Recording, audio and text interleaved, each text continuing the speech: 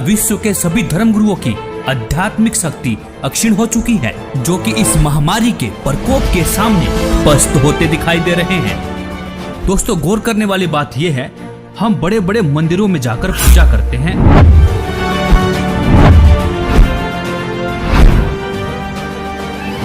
मस्जिदों में जाते हैं, तीर्थ व्रत उपवास करते हैं, धर्म गुरुओं से दीक्षा लेकर भक्ति भी करते हैं। आखिर किस लिए? अपनी रक्षा के लिए ना। और दूसरी तरफ हिंदू धर्म के प्राचीनतम और आधारभूत सदग्रंथों में से एक ऋग्वेद के मंडल नंबर 10 के सूक्त 161 पर परमेश्वर के गुणों में लिखा हुआ है, यदि किसी रोगी की जीवन शक्ति समाप्त हो, यदि वह सीमा से भी परे हो गया है, यदि वह मृत्यु के सन्निकट चला गया है, तो भी उसे मैं भारी कष्टप्रद रोग के पंजे से मुक्त कराऊं तथा उसे शतवर्ष अर्थात 100 वर्ष के जीवन हेतु बल संपन्न करूं। दोस्तों, यह सुन आप यह भी कहेंगे कि यह तो किताबी बातें हैं, ऐसे कैसे हो सकता है? लेकिन दोस्तों, सच में ऐसा संभव है। वीडियो देखते रहिए, आगे बताएंगे भी और प्रमाण भी दिखाएंगे।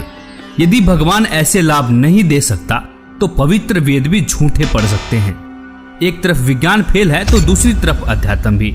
ऐसे में अध्यात्म पर भी सवाल उठने लाजमी है, क्योंकि वेद तो भगवान के गुणों का यह गुणगान करते हैं, कैसा भी रोगी क्यों ना हो, परमेश्वर उसे ठीक कर 100 वर्ष की आयु प्रदान करता है। तो आखिर क्यों इन धर्मगुरुओं के पास जाकर भक्ति करने से हमें इस महामारी से राहत नहीं मिल रही है? क्या यह धर्मगुरु आपके अनमोल जीवन के साथ खिलवाड़ कर रहे हैं? क्या इनके पास कोई आध्यात्मिक समाधान नहीं है जो जनता के कल्याण के लिए सामने नहीं आ रहे हैं? एक सच्चे संत की पहचान तो संकट के समय ही होती है, क्योंकि प्राचीन समय में जब राजा और प्रजा पर संकट आता था, तब संतों की कृपा से ही समाधान हुआ करता था। परमेश्वर की भक्ति तो निरोगी काया और सुख शांति के लिए की जाती है। और इसी संदर्भ में कबीर परमेश्वर जी ने भी कहा है कि संत शरण में आने से आई टले भला, जय भाग्य में मृत्यु हो तो कांटे में टल जाए। मतलब यदि मृत्यु भी होनी हो, कांटे जैसे दुख में मृत्यु टल जाएगी। दोस्तों, ऋग्वेद से साबित हुआ कि परमेश्वर की शक्ति के सामने विज्ञान शून्य है, क्योंकि जिस परमेश्वर ने मानव को बना चलाया, क्या उसे स्वस्थ करने में समय लगेगा? नहीं ना। दोस्तों, ऐसे में इस बात को भी दरकिनार नहीं करना चाहिए कि इस संकट की घड़ी में हमारे आध्यात्मिक धर्मगुरु क्या रोल अदा कर रहे हैं।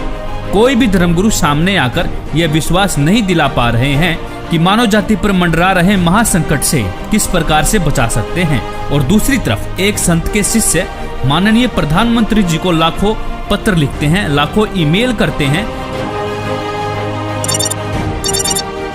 माननीय प्रधानमंत्री महोदय, भारत सरकार, मान्यवर, आप जी से हम संत रामपाल जी महाराज जी के लाखों अनुयायी आप जी के द्वारा मांगे गए सुझाव का सम्मान करते हैं।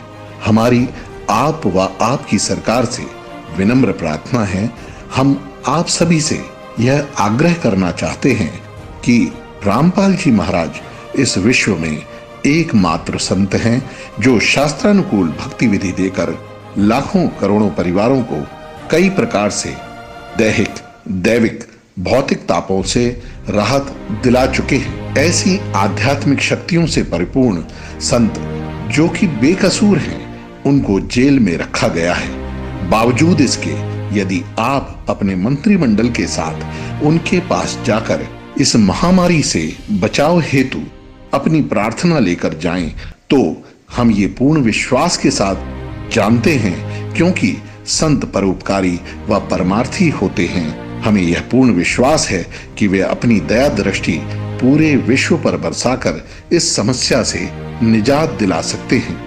आशा है इस एकमात्र बचाव के तरीके पर आप जी अमल अवश्य करेंगे। सत साहिब। और ट्विटर पर भी ट्रेंड करके पूरी दुनिया को विश्वास दिला रहे हैं कि सिर्फ और सिर्फ एकमात्र संत हैं जो मानव जाति को महासंकट से निजात दिला सकते हैं।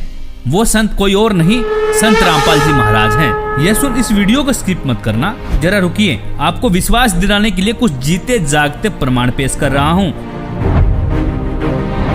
जिन्होंने संत रामपाल जी द्वारा बताई गई शास्त्र अनुकूल भक्ति की और परमेश्वर ने उनकी मृत्यु को भी टाल दिया।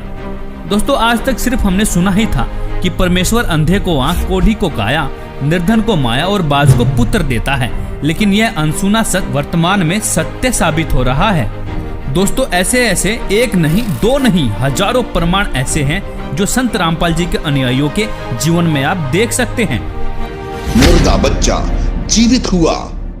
जब मैं मजदूरी पे चला गया तो पीछे से उसकी मृत्यु हो गई जी, लड़के की। 1.5 साल का लड़का था दास का, और उसकी मृत्यु हो गई। जब घर आके जब मैंने देखा जी, उसकी स्थिति देखी तो हाहाकार मच रही थी। आस पड़ोस वाले भी इकट्ठे हुए, सभी ऐसे अफसोस मना रहे थे। वो बच्चे की लाश लेकर मैं गया जी, गांव का डॉक्टर है, डॉक्टर ने चेक किया जी उसको और कहता कि इसको घर में ले जाए, इसमें श्वास नहीं है। और मैं घर में आते आते ऐसे रखा बच्चे को, तो मैंने गुरुजी से अरदास लगाई घर में ही जी, और मैंने कहा कि हे परमात्मा, जब आप मेरी आयु बढ़ा सकते हो, मेरे रोग, ये कैंसर तक का रोग ठीक कर सकते हो मालिक, इसकी भी रक्षा करो दाता, इसकी भी आयु बढ़ाओ। हे परमात्मा, मेरे सतगुरुदेव जी ने तेरी दया करी, मैं कुछ इतने लाभ दिए मैं बता नहीं सकता आपको, इतने लाभ दिए मेरे को इस भगवान के, मैं धन्यवाद करता हूँ इस भगवान का। मेरे बच्चे की आयु बढ़ाई, उसी तरह हम जिंदा हो गया जी गांव के सामने, सभी देख रहे। जितने मेरे को गालियां देते थे उस ग्राम में, वो कहने लगे कि आपके संग में बहुत शक्ति है, वो पूर्ण संग। आज मेरे गुरुजी की कोई निंदा नहीं करता मेरे गांव में। मेरे को इतने लाभ हुए जी, मेरे कैंसर का रोग ठीक किया, मेरी आयु बढ़ाई मुझे परमात्मा ने। और घर में ऐसा होता था जी, हमारे खाने को आटा नहीं होता था और हम मांग मांग के खाते थे, काम भी करते थे, फिर भी बीमारी के कारण हमको मांग के खाना पड़ता था। जब से मैंने नाम लिया, मालिक ने बहुत सुख दिया। दे दिया डॉक्टर ने जवाब, फिर कैसे ठीक हुआ बिना दवाई के ला इलाज कैंसर? बोले ये बीमारी ठीक होगी, ये कैंसर है, इसको हम ऑपरेशन नहीं कर पाएंगे और ये और बढ़ जाएगा। जी क्या ये कह रहे हैं कि संत रामपाल जी की भक्ति करने के बाद ये फोड़ा अपने आप फूट गया, अपने आप ठीक हो गया, अपने आप ही इस चीज से ले ली, ये सब अपने आप हुआ है? कुछ ऑपरेशन वगैरह डॉक्टर ने? तो एक पैसे की दवा नहीं करा, आप यार ठीक है। और कति ज्ञान सुनकर समर्पित हो पाओगे तो आपकी कैंसर का बाप भी ठीक हो जा। भगवान किसे कहते हैं? वाह भाई वाह।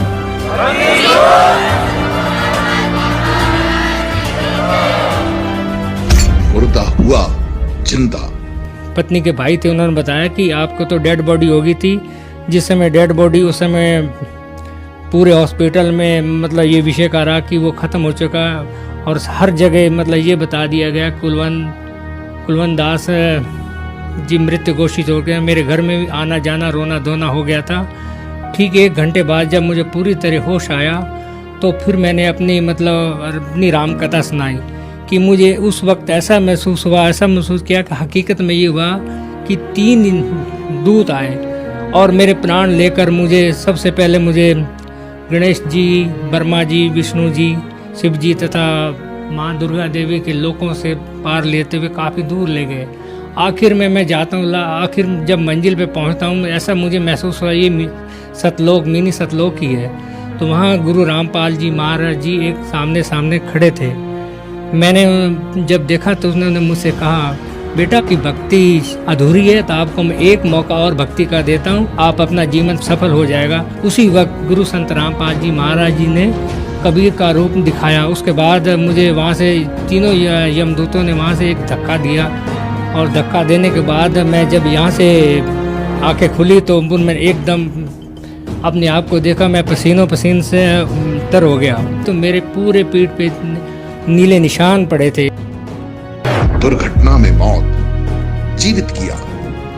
बड़ा लड़का था मनोज नाम का, उसका मेरा बल्लमगढ़ में आके एक्सीडेंट हुआ शाम को 7 बजे। जब ही लड़के को ऐसे लिटा दिए, मेरे सर पे से चद्दर उतार दिए, सोल उतार कर उसको ढक दिए और अंगूठे दोनों बांध दिए लड़के के, जैसे संसारे में बांधते हैं। बांधने के बाद फिर मैं संत रामपाल जी महाराज से प्रार्थना लगाई, हे मालिक, मैं जय गुरुदेव की भक्ति से गई थी, पति को खो के गई थी मैं, पति खत्म हो गए थे, उसके बाद में आपकी भक्ति ली थी, ये होने वाला था, तो आप इसकी शादी क्यों की? फिर बहू ने फ़ोन मिलाया कि आप कहाँ पे हो? मैं बोली हम ठीक हैं, हम कहाँ पे नहीं हैं, तू घबराए मत। तो बहू बोली नहीं, कुछ ना कुछ बात हो गई है, मेरे को क्यों छुपा रहे हो मेरे से, मेरे वीडियो कॉलिंग पे बात करवाओ। जब मैं गुरुजी को प्रार्थना लगाई झोली फसार के कि मालिक ये क्या होने होता, गुरुजी वहीं पे प्रकट हो गए। संत रामपाल जी महाराज प्रकट होके और लड़के को सोते हुए को आशीर्वाद दे के उठाए। फिर उसके बाद मेरे को आशीर्वाद दिया गुरुजियों ने। फिर उसकी सास आई हॉस्टल के अंदर, बोली अपने गुरु को नहीं छोड़ेगी। मैं बोली मैं नहीं छोड़ूंगी गुरु को, मैं सबको छोड़ दूंगी, गुरु को नहीं छोड़ूंगी। गुरु के पीछे तो संत रामपाल जी महाराज के पीछे तो आज ये बेटा जिंदा है, नहीं तो मेरे बेटे को रात को ही मैं खो देती, आज मट्टी लग जाती। डॉक्टरों ने जैसे देख लिया तो भाई बिल्कुल जीरो रिपोर्ट है, नवज नाड़ी कुछ भी नहीं है। उसके बाद में सुमरन जैसे संत रामपाल जी महाराज से अर्जी लगवाई तो इनको होश आया, तो डॉक्टर भी एकदम से अचंभित रह गए अब ये क्या चमत्कार है। एक तो रिपोर्ट 0-0 बता रही है और एक इनको आधे घंटे में ही होश आ गया, ये तो बहुत बड़ा चमत्कार है। तो चमत्कार को देख के सारे डॉक्टर सारे अचंभित रह गए कि ये तो कोई बहुत बड़ा चमत्कार है, वो ये संत रामपाल जी महाराज का चमत्कार है जो कि हम सतभक्ति करते हैं। और इन्होंने जीवन दान दिया, एक मौत के मुंह में से निकाला इनको, रुपेश दास जी को। क्या नाम है बहन जी आपका? कमला दासी है जी। मेरे घर वाले को 2014 में 10 अक्टूबर को पैरालाइज का अटैक पड़ गया था, बिल्कुल ख़त्म हो गए थे। तो बेटे के याद आई कि सतलोक आश्रम फ़ोन मिलाऊं। जब फ़ोन मिला तो किसी भगत ने फ़ोन उठाया वहाँ से, उन्होंने कहा बेटे ने मेरे ने रोते रोते बड़े बेटे ने कि भगत जी बात करा दो परमात्मा से, मेरे पापा ख़त्म हो चुके हैं पैरालाइज का अटैक पड़ के। तो भगत जी परमात्मा से बात कराई, परमात्मा ने कहा बेटे बंदी छोड़ दया करेंगे, दंडवत करके अमृत जल और प्रसाद दे दे। तो भगत जी मालिक ने इतनी दया करी, संत रामपाल महाराज जी ने, इतने बेटे का फ़ोन भी नहीं कटा। इतने तो मेरे घर वाले ने यूँ कह दिया बेटे मैं बाथरूम करने जाऊँगा। बाथरूम करके भगत जी गली में टहल के आया, गली से टहल के घूम घाम के फिर घर में आया। परमात्मा ने इतनी दया करी, हमारे पूरे घर में रोआ राहट मच गया था, ख़त्म हो चुके थे, बिल्कुल एक मिट्टी पड़ी थी घर में। इतनी दया करी मालिक ने, मैं आपसे बता नहीं सकते, हमारा सारा कुनबा रोआ राहट मच गया था घर में। उसके बाद भगत जी सुबह गए सतलोक आश्रम, तो परमात्मा दर्शन देने आते हैं, सर पे हाथ रख के कहते हैं कौन मरा है? अभी नहीं मरा है, भक्ति कर बेटे दब के। उसके बाद सर जी आपको क्या बताऊं, इतनी दूर बेटा खड़ा था, उससे क्या भक्ति कर बेटे कौन मरा तेरा बाप। जो 3 हार्ट अटैक हो चुके थे उससे पहले तो डॉक्टरों ने ये कहता था इतने जिएंगे, इतने ये दवाइयाँ खाते रहेंगे। आज 7 साल होने को है भगत जी, सारी दवाइयाँ छुट्टी हुई उनकी, 4 बार पैरालाइज हो लिया, 3 हार्ट अटैक, 7 अटैक कम नहीं होते भगत जी। आपको क्या क्या लाभ बताऊं, मालिक ने इतनी दया कर रहे हैं, संत रामपाल महाराज जी ने पूरा जीवन दान दे रखा है। उदाहरण के लिए अनुयायियों के अनुभव के वीडियो लिंक डिस्क्रिप्शन में देख ही सकते हैं। आप भी दुखों से छुटकारा पाना चाहते हैं तो आज ही बुक करें निःशुल्क पुस्तक ज्ञान गंगा। ज्ञान गंगा पुस्तक निःशुल्क मंगवाने के लिए अपना पूरा पता पिन कोड के साथ हमें लिखकर भेजें। हमारा व्हाट्सएप नंबर है 9992600893।